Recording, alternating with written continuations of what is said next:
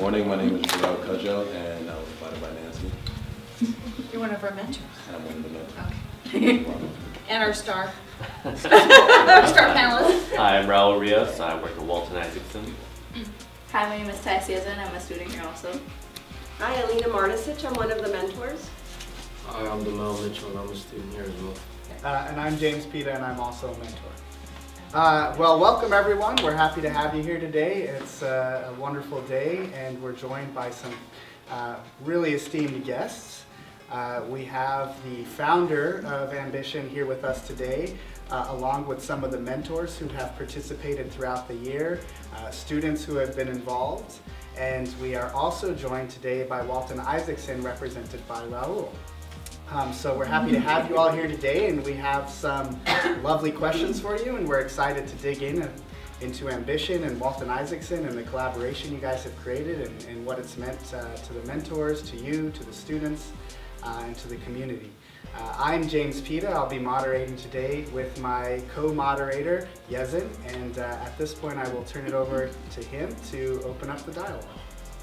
So, my first question is going to be for Nancy.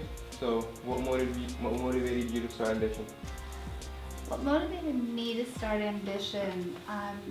I grew up at what I always call like the ideal dinner table. I had this world at my fingertips that I realized as I got older, I had access, I had exposure, and it occurred to me one day, not everybody has that, not everybody got to grow up at my dinner table. And it wasn't about access to money, because there were many people around me that were successful and not as financially successful, but really successful in their family and their drive and their passion. So I thought one day I just want to be able to bring my dinner table to people who don't have what I did. And that was really access and exposure and mentorship. So here it is.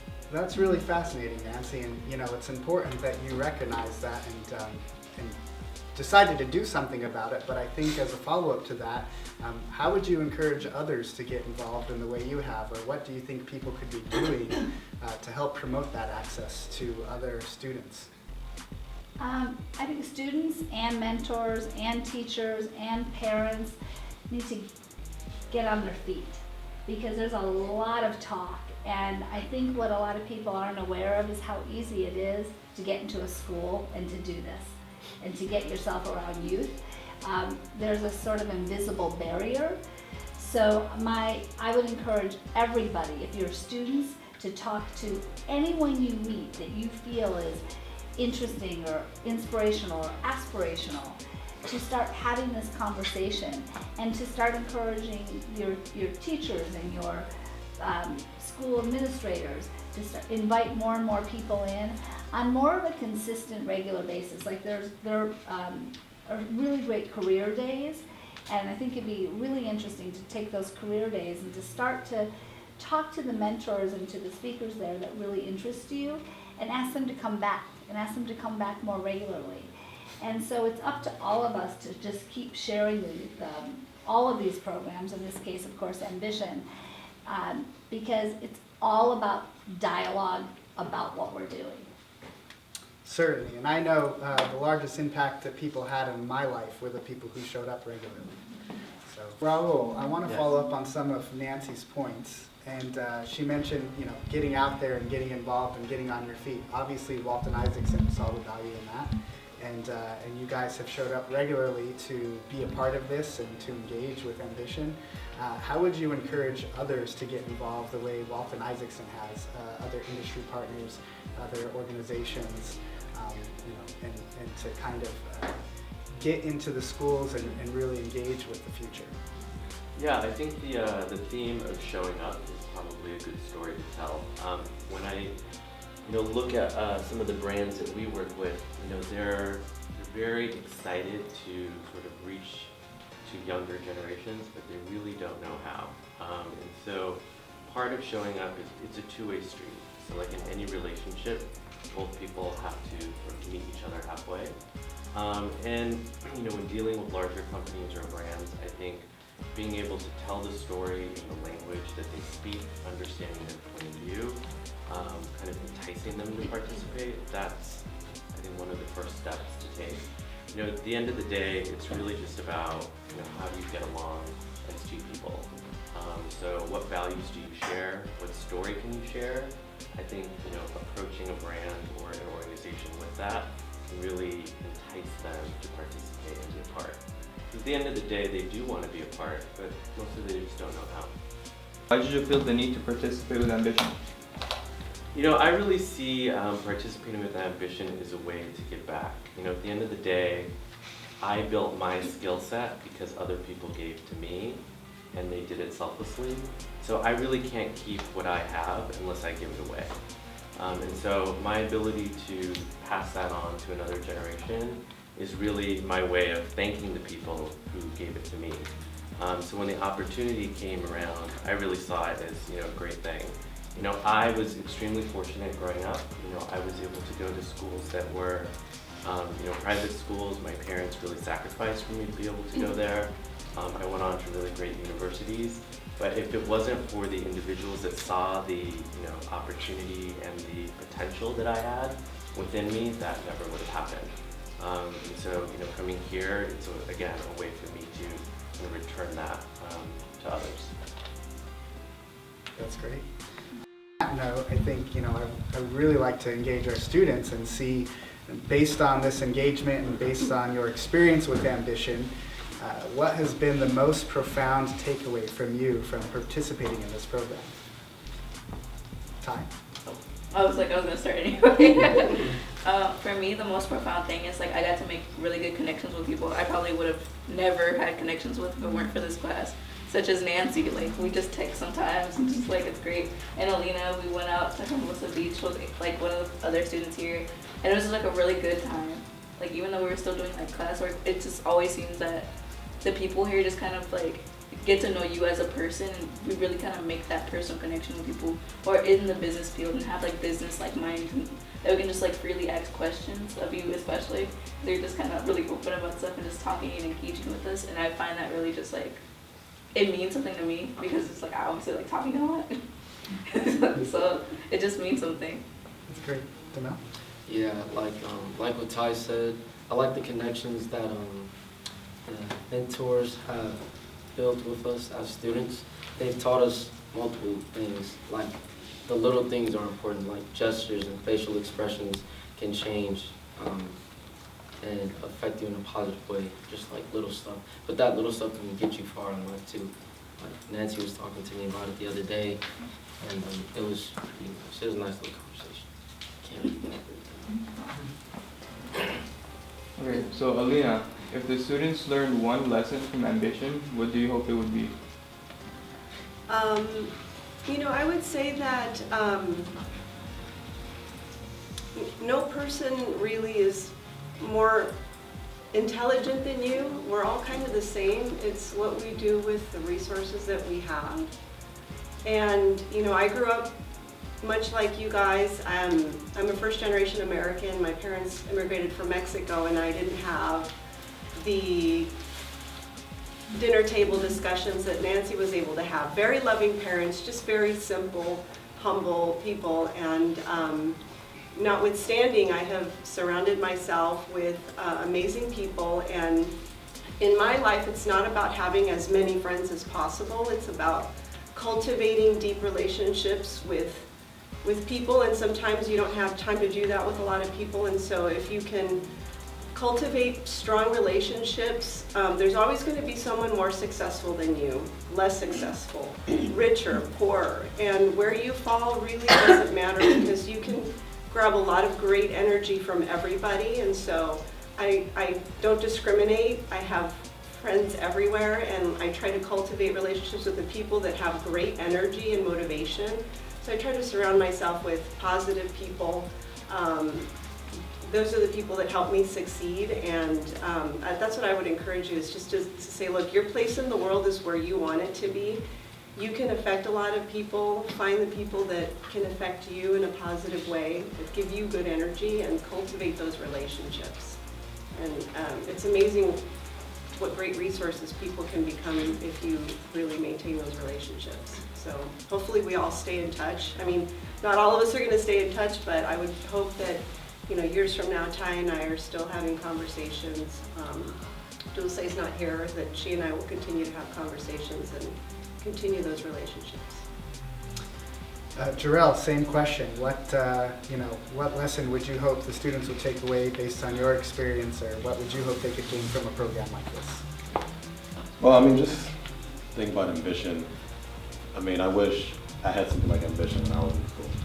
I look back, but just being here, it makes me think when I was sitting in that position and I didn't have somebody up here telling me like what life would be like after high school, after college, stuff like that. I just wish hopefully everyone's just listening and taking it all in and sucking in and soaking up all the information and energy, and they just take it with them and realize that, you're gonna go to school, you're gonna learn, but it's really about the experience that you get and the connections that you make throughout life that's really gonna propel you to the future and make you be who you want to be, because you can do whatever you want, honestly, especially in this day and age, 2018, the internet and everything like that. It's just pretty much, but it's true though, it's true. You can really be whatever you want to be, because there's so many opportunities and so much resources out there. So I just hope everyone's just taking this information and soaking it all up and strive for the best. Great. And given that this program is about students and mentors coming together, I think this would be a great opportunity to open it up to the people who have shown up day in and day out to the program and been involved, and see if they have any questions for this wonderful panel. So, any questions? Yes? Yeah, I want to ask Alina, what was one of your proudest moments throughout your whole life? Ooh. Well, that's a good thing. I have many proud moments. Raising children.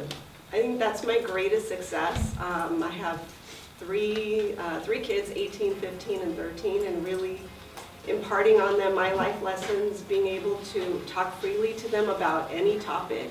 There's no topic in my family that's taboo.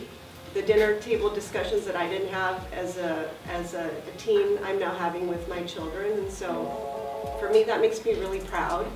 My daughter's about to go off to college, and so really, creating other little people that will be positive members of society and watching them grow. I think that's been my proudest moment, is really whatever I've done, whatever jobs I've had or trials and tribulations I've had, the fact that I have 3 children that are on a great path to success and giving them everything that I didn't have makes me proud on a daily basis. So I would say that's moment.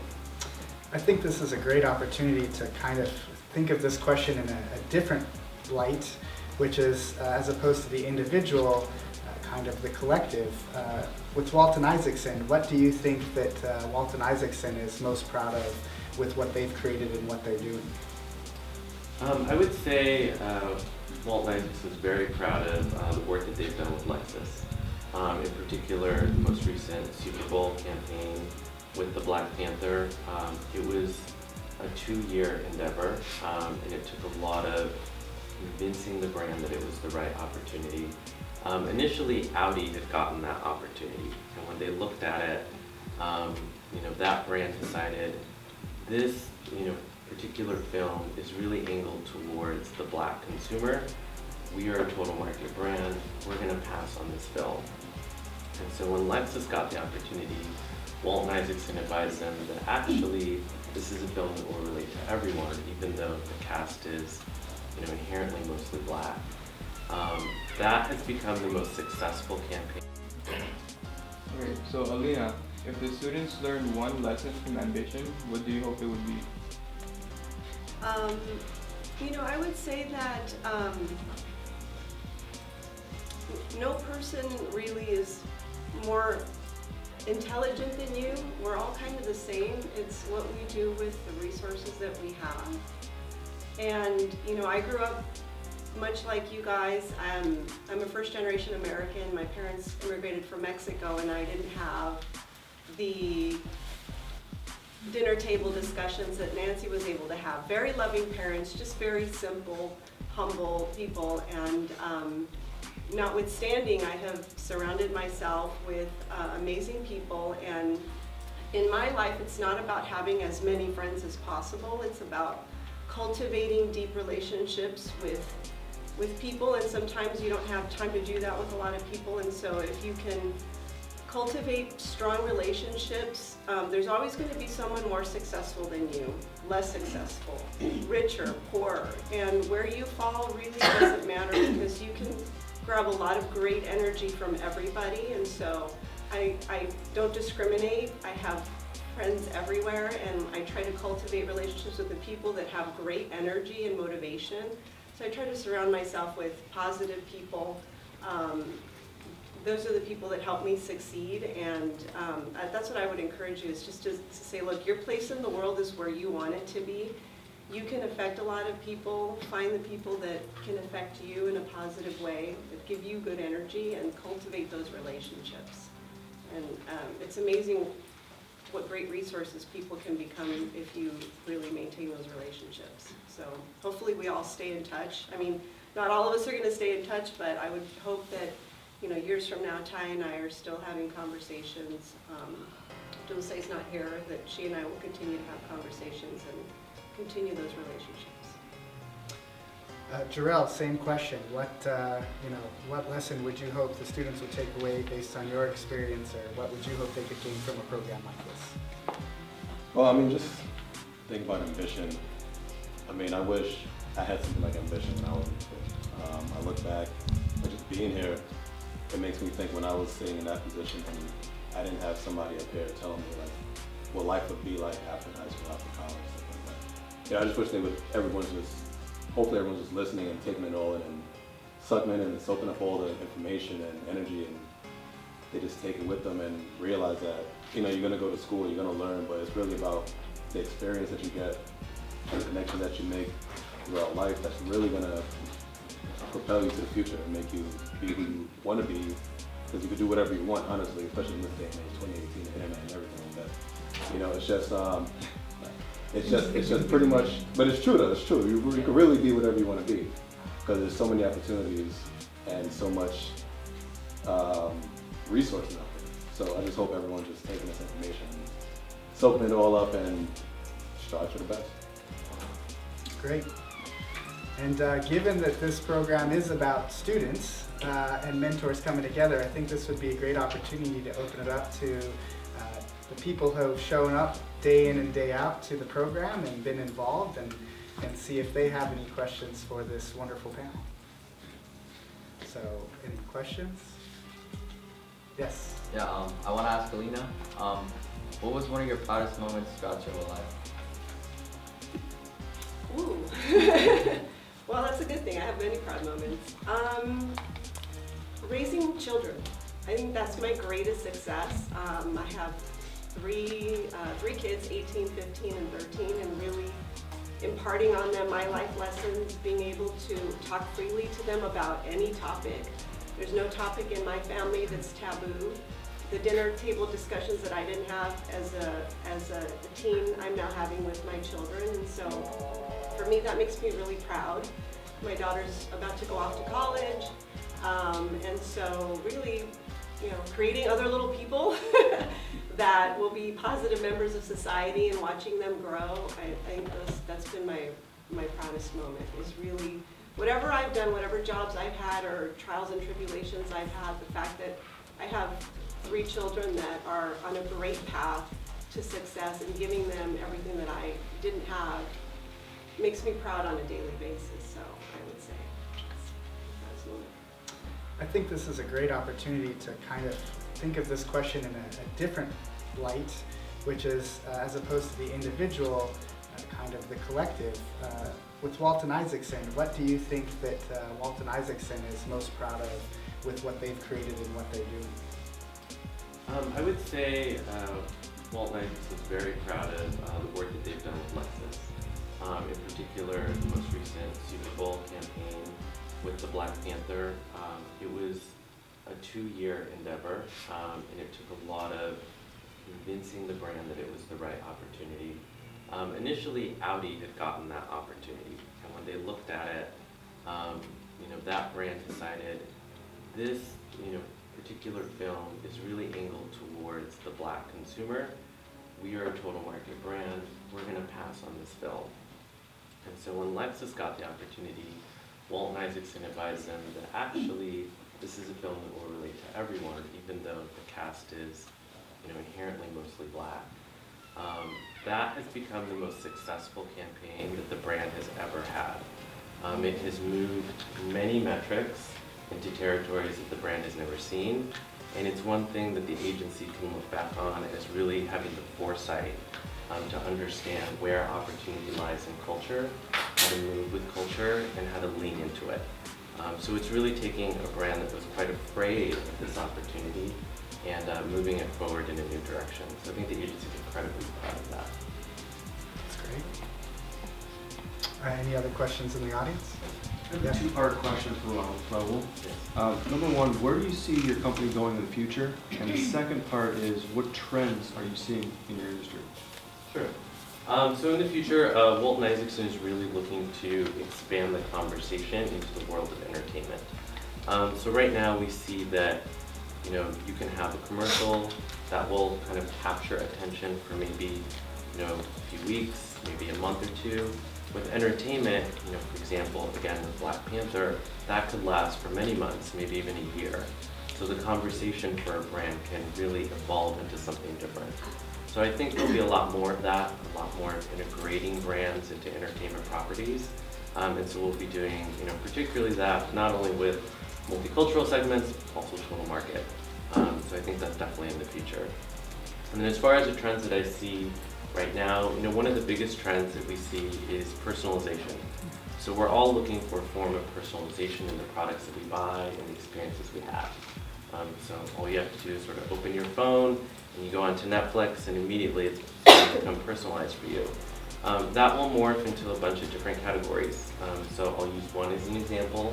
Automotive, we're approaching the age where you'll be able to lease a car just like you're able to order a pizza. So there will be subscription services that will be tailored to you. The car will show up to your location. You'll be able to, let's say, have it for a month, and let's say you want a different model, you can switch it out. So I think that's really going to be more of the future on top of artificial intelligence coming in and really refining the way we understand our behaviors. I mean, this is another good example. Facebook is going to be going into the dating service. So a lot of the personal information that's already out there is going to go even deeper into your intimate relationships, your likes, your dislikes, or the kinds of individuals you're attracted to. So I think more of that will just hyper-personalize our experiences.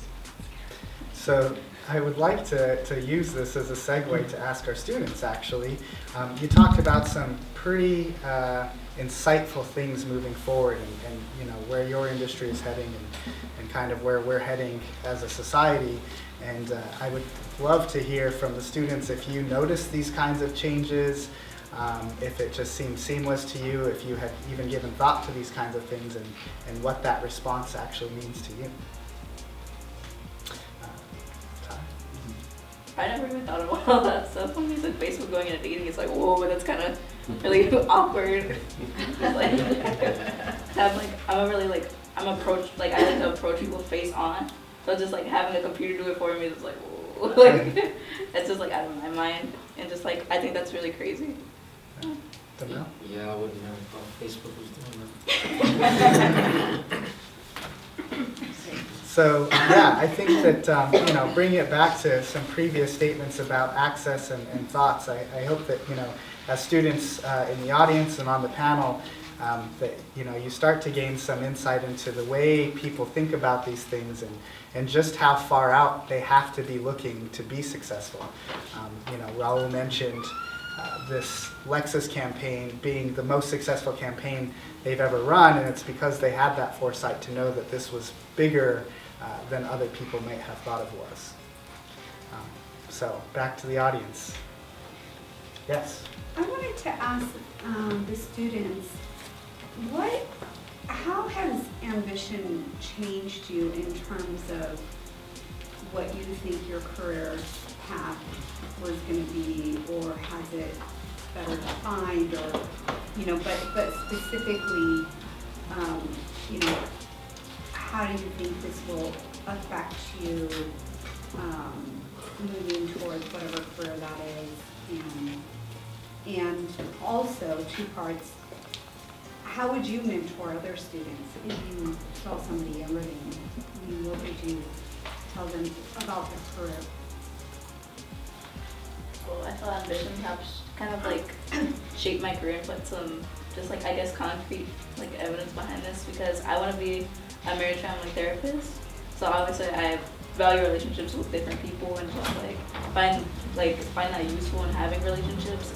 And through ambition, I was able to help make those relationships and help kind of refine those and get to know different people. And just like, for example, I got to know people from Beverly Hills High through Nancy, who helped me expose me to obviously people who are a different color than I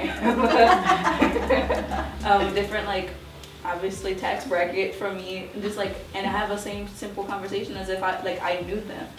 Yeah. It was just obviously crazy to just not even be exposed to different people from me, being in the area I grew up in, and just being able to venture out and just hey, they're just like anyone else I would have met here, and just really value those relationships the same as I do the current ones I have. And if I were to mentor people younger than me, I would tell them the same, to just value the relationships you do have and help refine those that you do, so it can better help you and get those intimate kind of relationships, so they can better help you and help them. Really? Yeah. Yeah, same. As Ty said, ambition is, as far as helping shape my career, it hasn't changed my career, but it's taught me a way to maintain a better connection, to network better, I guess, for future purposes. And it's just a great way. What kind of career did you? I want to be an FBI psychologist. Oh, okay. So it's similar to Yezin, I'd actually ask you to weigh in on the same. So for my career options? Yeah, and how ambition has helped shape and how you would mentor future generations, given your experience here. So I kind of wanted to become a politician, and then because I felt like it was cool because they get to decide what happens in the country, and then ambition for me, it taught me success for me at least, that I will achieve what I set out to accomplish. Not if you make money you're successful, but just achieving that goal is successful, and it motivated me to achieve that goal of becoming a politician. And any future advice for what you would do for if you were to mentor a younger person, how you would approach it? So I would just say take it easy, do whatever is comfortable for you, and sometimes you do have to be step out of your comfort zone in order to achieve that goal. But at the end of the day, you have to be determined. Determination.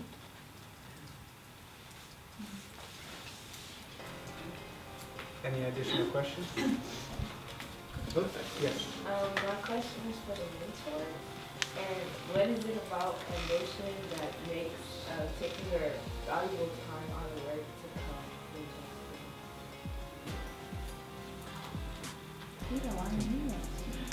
interesting? Sure, and we can go down the line, I think, from me. But for me personally, I think that, we discussed this a little bit previously, and Raul had even mentioned this from Walton Isaacson's participation. I had a lot of phenomenal mentors in my life. I come from a very small town in a very small state, and that most people stay in that small town, in that small state. It's not a bad thing, it's just the life there, but I think that I had mentors recognize that I had a lot of potential. And so they didn't suggest that I needed to leave, but they provided the option and said, there are other paths that you can take and there are other careers you can pursue. You're not limited by the location that we're in. And because they took that very specific interest in me and showed up day in and day out and helped guide me in ways that my family and my community couldn't, because they just hadn't had those experiences, they helped me see another path. And so because of that, I ended up where I am today. And I realized just how important it is. Good educators are amazing, and I think that, obviously getting an education is very important, but there's a lot more to be said for also augmenting that with mentorship. And having a good mentor who can help you see more broadly and see a bigger picture is something that can be life-changing and very, very impactful. And so because I had that impact, I also thought I owed it to the world to give that back. You mentioned valuable time. It's easy to write checks for charity, but time is really valuable. And think about it, we all make time for things that matter. You always find time to talk to your friends, text, and so when things matter, you seem to find the time. And for me, I'm also a connector. I can't help it. I've been in my business for about 27 years, and I've gained a certain level of comfort in talking to people, and my life it's kind of like that game where all the cards are down and you have to find the matching cards. That's like my daily life. It's like, ooh, I know this person, I can connect them with that person. And so I wanted to bring that here too, because if you think about the quality of the mentors, it's one degree of separation between you and your dreams. And Demel talks about maybe wanting to get into the FBI. I've got friends that are FBI agents. So for me, it's like the ability to form relationships and bring that. I may not be able to write big checks. I do have some time. I'm so happy to be here, but also it's helping make connections. And so if I can bring those types of resources to someone like yourself, you're so young, you haven't been exposed yet. I feel like if I can save you that time and those steps and at least make some introductions, form relationships with a few of you and really be impactful, then it's very enriching. And it teaches me a lot about myself and the areas where I can continue to improve. And I've never really been a mentor before because I've been busy raising 3 kids. Maybe they've been I've been mentors to them, but for me it's a path that I want to continue on, and so I'm learning a lot from you guys, and it's very fulfilling. That's why I'm here. Sorry, I wasn't sure. Let's see. Well, kind of building upon what I said before. Spending the time to give back to others is really a two-way street. While yes, the mentee will receive a lot from that. Like I receive a lot from that as well. It helps kind of get me out of my day. To some degree, I can be in a work bubble, and I can start to, sort of wonder, well, is this really impacting anything? At the end of the day, I'm selling cars or selling clothing or selling alcohol. Like these are things that big brands pay for, but I wonder, does that have any greater meaning? So when I'm able to impart my experience and kind of share that, that does provide context to what I do. It does create meaning for what I do. And so, yeah, it helps me as well maintain perspective and focus. And when I go back into my world, it shifts my perception of it. So that's also how even though giving back again does help the mentee, it also helps the mentor. Well, I guess kind of reiterating what the mentor said, giving back is the main thing. Especially to you guys, you guys are the future. Eventually we're all going to get older, and we got to leave the future in your hands. You guys are the ones going to take care of it and do things and create things and engineer things that's going to help us in our older lives. Also, you're at work all day and you're doing this and you're running a business and whatever you're doing. It's really good to take time away from your business for a second and just and just come somewhere else and go in a different environment, and you learn something else for yourself. I've learned a lot being here myself, so yeah, it's amazing. Before I let you answer, Nancy, I want to expand on that question a little more for you in particular, in the sense that not only do you show up every week and take time away from, you know, your work and your business, but you have taken far more time in just, you know, curating ambition and creating a curriculum and being involved with these students day in and day out and really drive everything. And so to a deeper level, I think, you know, why has it been, what have you gained from doing all that, and why do you think it was worth it for you to go above and beyond and do that extra, you know, mile? So it's made my perception of high school really fun, which is hard to believe when you're in high school, but I feel like I sort of I created myself a redo. So as I get older now, I look back and say, oh my God, high school is so amazing, because I only go Wednesday morning for 90 minutes, which is a great way to do high school. I think for me, I'm always on this quest of hearing when the sentence, if only I knew blank, right? And as you get older, you become more and more. I've collected just a giant heap in my own personal life of if only I knew this. So I'm always wanting to hear that from other people, and I feel like that's sort of where the magic happens, is when you start to realize you're, instead of coming into anything we do for this big collective learning, that if you just pay attention to what people are saying, you learn all these nuggets, whether it's the teacher, the mentors, the students, it doesn't matter. And it's just about having conversation. And I think what drives me is as the semester goes on, and I see the regular rapport I start having with students, starting in September, October. I mean, Yezin's perfect case in point. It's the greatest surprise that we can have great conversations now. Because one of the first notes I saw of Yezin's said, we asked, I can't remember the exact question about the classroom, and his response was, well, if the mentors seemed like they cared, maybe I'd be interested. And well, I love that though, because A, I love how honest you were, because that gives me more to think about, more to stand for, because for every answer one student gives, 20 students have that same answer. So actually thank you for that, because it keeps us on our toes. But it's also so amazing to go from there to here, and I hope you feel the same way. I do. So I think it's like magic for me. Great. Okay. Yes. So this question is gonna be for Nancy, and I know you're perfect. I love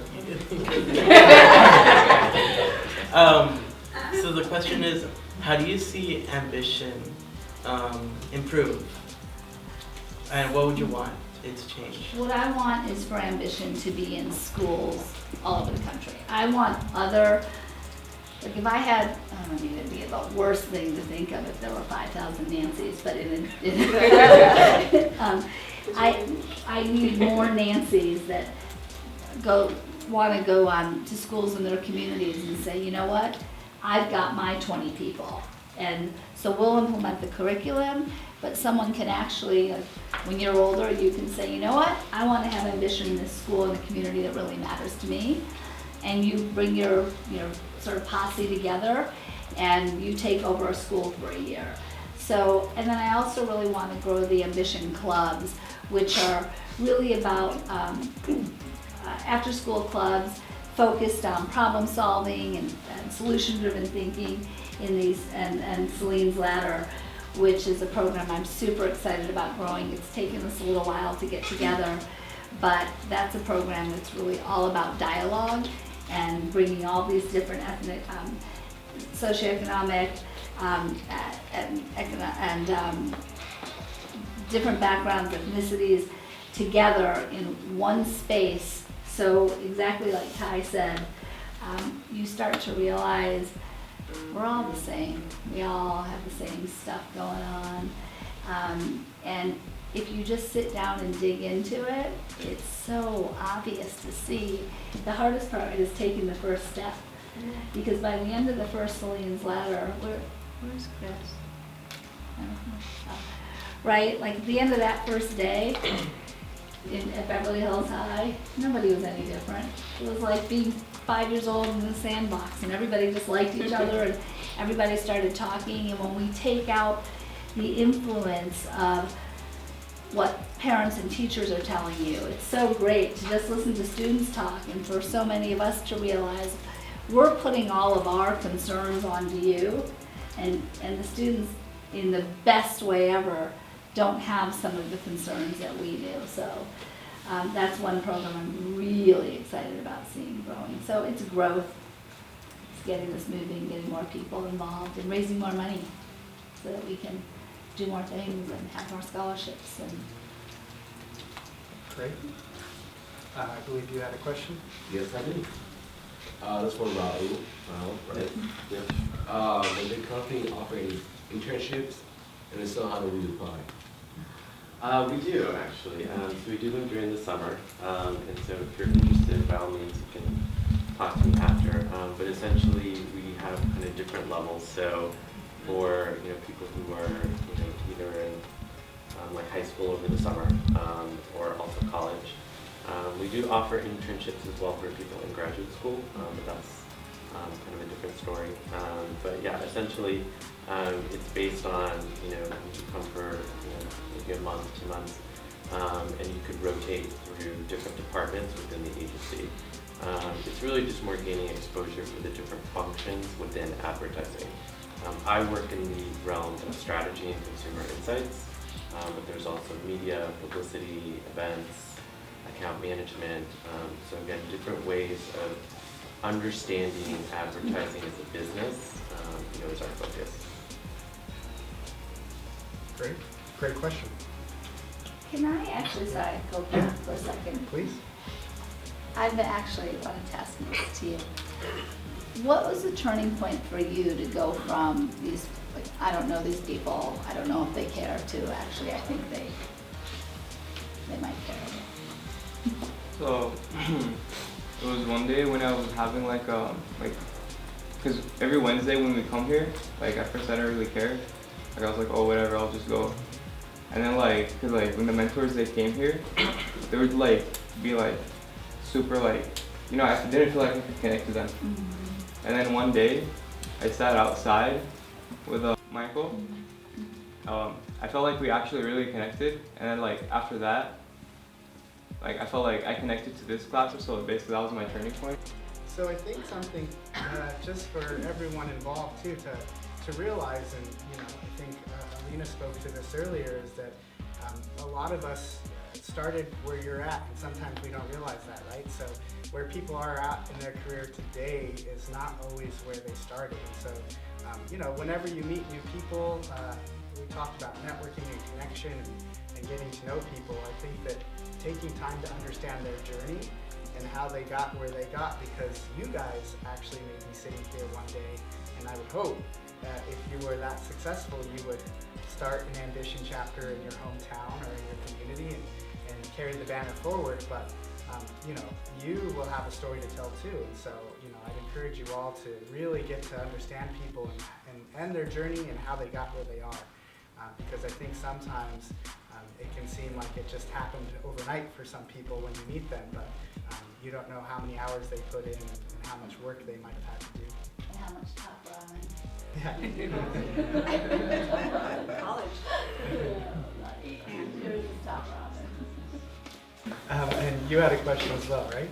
Yeah, for all the mentors, who do you believe has influenced you? What was that question? Who do you believe is the question for anyone who didn't hear was, who has influenced you the most? Can I start? I was going to say, I'll let you start this one. So, my mom. So, my mother, simple woman from Mexico, God-fearing. Every time she comes over, she lights a Virgen de Guadalupe candle in my living room. And so if she's here for 5 days, that candle burns for 5 days. She worked really hard her entire life. She had a struggling story. My grandfather was murdered when she was very young, and she lost her mom at 15. And so here she is in the States by herself, 19, 3 jobs, working as a cook, working as a seamstress. So she was never a rich woman. She was not an extremely intelligent woman. She wasn't exposed to a world outside of her very small bubble. But that didn't matter because what she gave me was love. She's one of the strongest people that I know, and it doesn't matter what's going on in my life. You know, I don't talk to her about business, and she doesn't, it's not stuff that she understands, but it goes back to the simple, I have a mother, if you have a mom, I can sit down and talk to her about just about anything. Actually, there isn't anything that we don't talk about. And my strength comes from her. And so just because she's a simple woman, a humble woman, never had a checking account, never had a credit card, she's the strongest person and influence in my life. And that translates to all the fancy business things that I do on a daily basis, all the amazing, intelligent people that I meet. But it just goes back to having a good relationship with her, listening to her guidance. Her words are very simple, but yet they translate to everything in my life, whether it's super sophisticated or not, or when I'm having issues with my daughter. So, mom, right?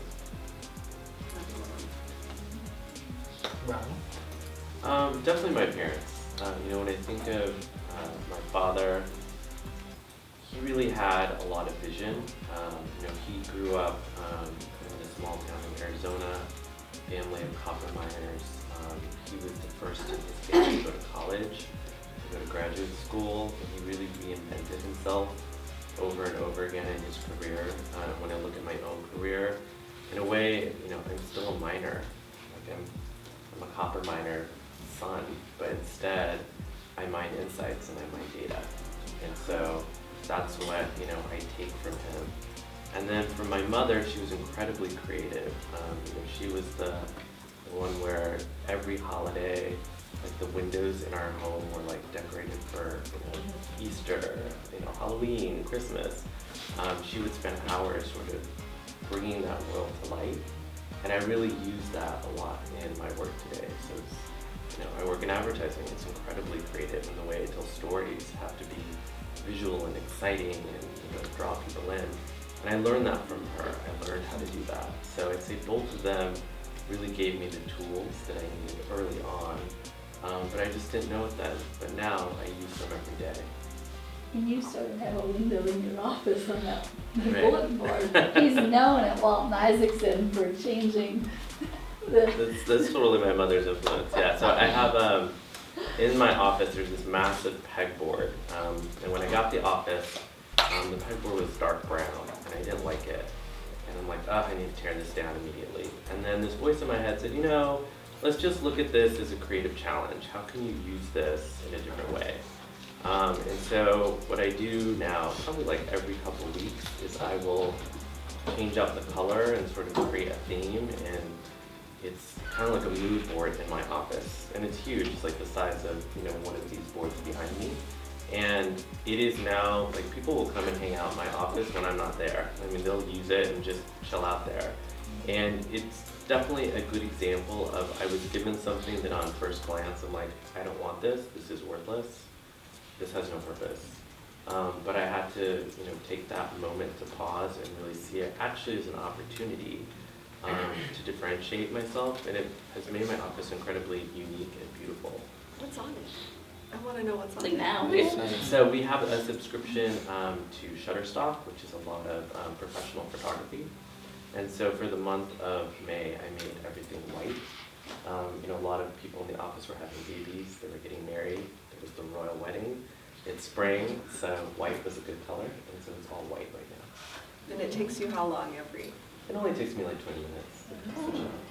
But it is a total thing. I want to see a picture of it. Yeah. I need some. Yeah. Let's see. So my career, just in a quick nutshell, I used to work in, well, let me back up. I got my degrees in chemistry and English literature.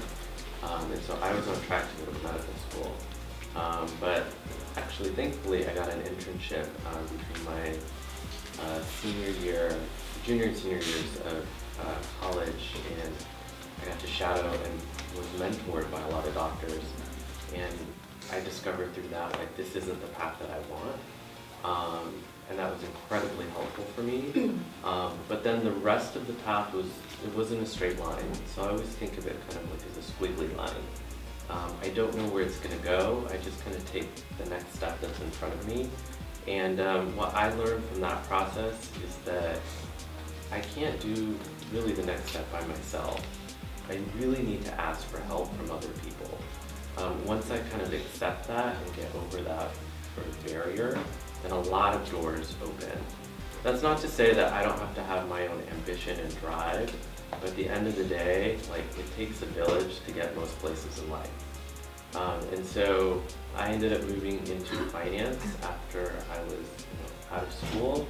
I worked in finance for a bit, and I got to the point where I didn't want to work in finance anymore. And I didn't know how to switch to something else until I really asked for help.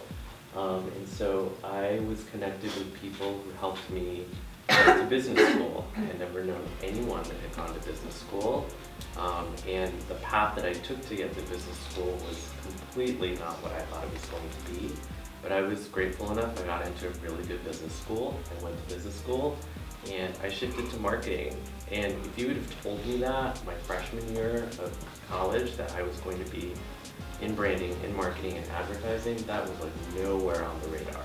I could not have foreseen it. So I always stayed open in a sense. I think that's another thing my career taught me, is that there's so many like amazing opportunities out there, and I just need to be open to them. You know, at times I can have a little bit of like contempt before investigation. So I'll just tell myself that's not going to work, that's not for me, when in reality I need to kind of give it a little bit of a chance and see where it can go. And that's really how I've gotten to where I am today. You know, I allow people in, I allow people to help me, and you know, that has completely transformed my career. I was really lucky. I fell into my career right out of high school, working as an intern for the city of Montebello. And it introduced me to commercial real estate. And so when I went off to school, I was able to focus on that, which is why I can say, well, 27 years later, I've really, really enjoyed my career. I've always had really great young analysts, so I feel like I've influenced a lot of young people already. And when I run into them now, you know, they're married with children, they're doing really well in their career, and I'd like to think that I had a little bit to do with that. But, you know, now that I'm in sort of chapter 2 of my career, it doesn't define me. For many years it defined me because it was the means to buy a house and get married and do all the things that I thought that I needed to do. But now, chapter 2 of my career, it doesn't define me. I am more than my job. And through Gen X, I met some amazing people. Through all of my career connections, I'm using that. I'm really harvesting 27 years of relationships and connections to do other things. And I never realized it, but I'm actually an entrepreneur. And on a monthly, weekly basis, I'm exposed to different industries. I joined Gen X and Ambition because they're not about commercial real estate. That I can do in my sleep. I know it really well. So I wanted to expand my brain. I've been living in somewhat of a bubble, raising a family. I was ignorant on so many things. I'm ignorant on politics and what's going on in you know, the rest of the world. In these last 2 or 3 years, that's where my focus has been, is what is it that I don't know? I want to go learn about it. And through that, I've become connected with Ambition and Gen X, and realized, again, I'm an entrepreneur and I can pretty much do anything. And there's great ideas, and I just have to remember that if I'm passionate about something, we all have great ideas. I'm inventing stuff all the time. Very few of us actually do something with it. I've come up with a couple of great ideas. Peta's heard them. Sometimes they stay with me for a long time, and I'm like, I gotta do something with this. Maybe I can give it to somebody else to run with it. And then sometimes they die really quickly because I come to realize, yeah, I'm not really passionate about it, I'm gonna let it go. So to answer the question, I forgot what the question was. Future, I think it was impacting future generations. Hiring young people. I have a new person starting with me on Monday. I'm really excited. I just let someone go that's a little bit older and I really couldn't influence him much, and I have a young 23-year-old with 5 years experience under his belt. He just graduated college, but he's been doing internships, and I'm so excited to kind of take him under my wing and give him my 27 years of experience, and hopefully in 10 years I'll see him and he will thank me like I've been thanked by a few of my former analysts. So I'm always trying to influence and hire young people. You guys are so moldable, and whatever I teach, I always say, I want to build building blocks. Everything I teach you is, you have a little toolbox of skills, and that little toolbox has all these tools in it, and you should be able to take that and use it everywhere in your life. And so that's always a goal and a mission, and now through Ambition and the stuff I'm doing outside of commercial real estate, I'm hoping to do the same thing. So my career has taught me unquestionably to look behind every door. Even, and probably especially the door you don't like the color that it is. Because you have no idea where the connection points are in your life.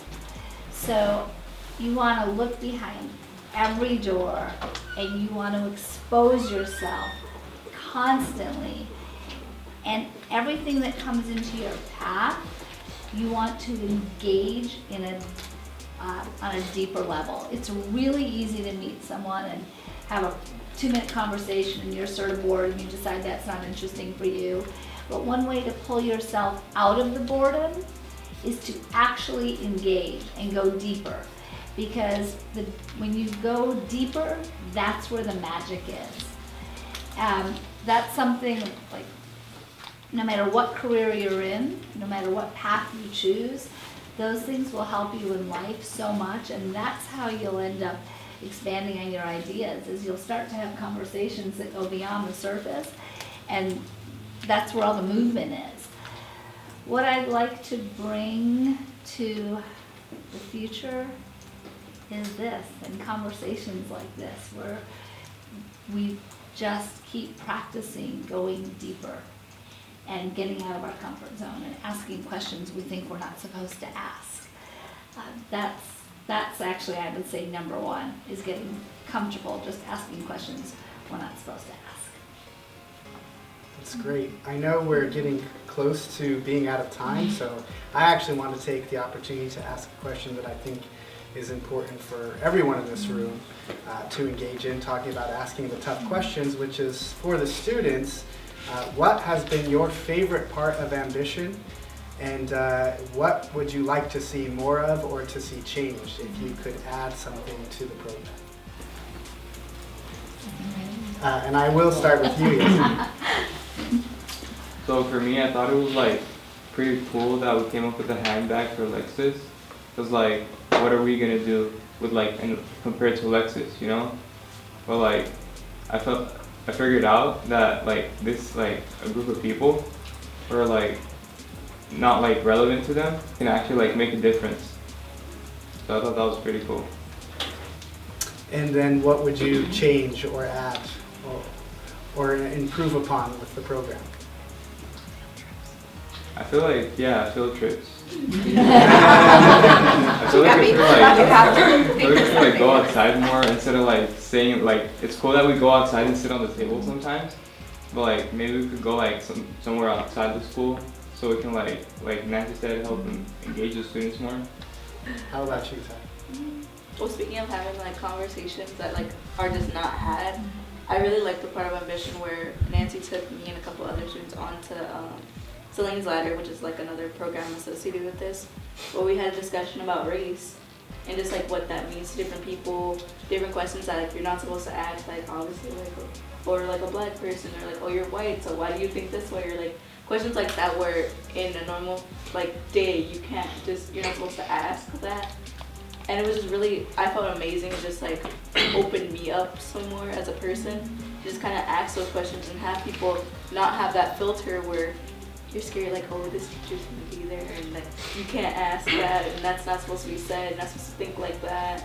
And just like have our own freedom as people to ask those questions. Which is really good.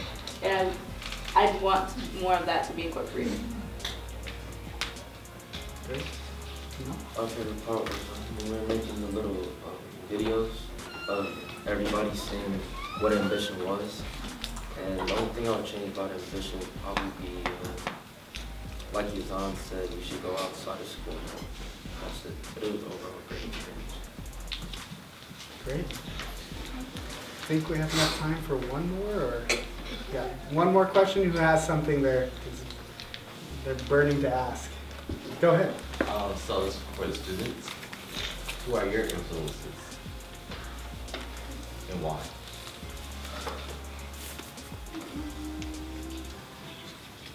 I'd say my mom. Like, you know, as Elena said, like, my mom didn't come from much. Like, she really did the best of what the tools she was given. And some of the mentors here, like Nancy, she's literally always smiling. I've never seen her, like, really frown. I don't think she can. I don't think it's possible for her. And it just, like, kind of showed me, like, whenever I see her, it's like, smiling is really not that hard. You take fewer face muscles anyway. To just, like, have that smile on your face, it really just different shift of, like, when someone sees you, it kind of, like, encourages them to smile a little bit more. And it just, like, kind of showed that in Alina, just pushing myself out my comfort zone and just, like, having different conversations. I would say my mom, because she's like my hero. She does everything for me.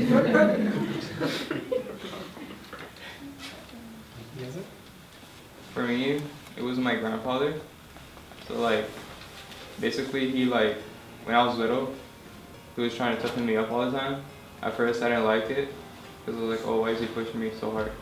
But then like, when I got older, I realized, oh, he's trying to toughen me up for the world, you know? So it was like hard on me in a lot of things, but now I appreciate it. So, yeah. Great. Well, on that note, I wanted to take the time to thank all of our panel members for joining us today and sharing their insight, and our audience for the wonderful questions. Thank you all for participating, engaging, and to everyone involved for showing up. I think that was the big theme of the day, so hopefully everyone here continues to show up as we move forward, and I would encourage you all to invite others to do the same.